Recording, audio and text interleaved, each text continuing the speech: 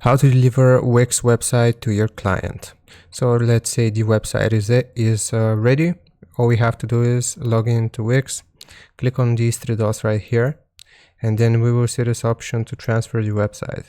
So just click on transfer site, and then who will be the new owner. Here we have to type out the client's email address.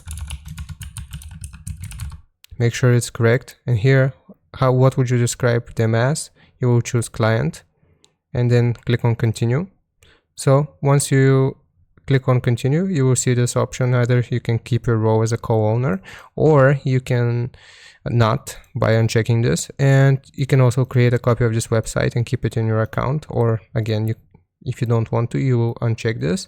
And basically, if you click on continue, then your client will receive the website confirmation, ownership confirmation on their email address, and they can open it up and gain access to the website.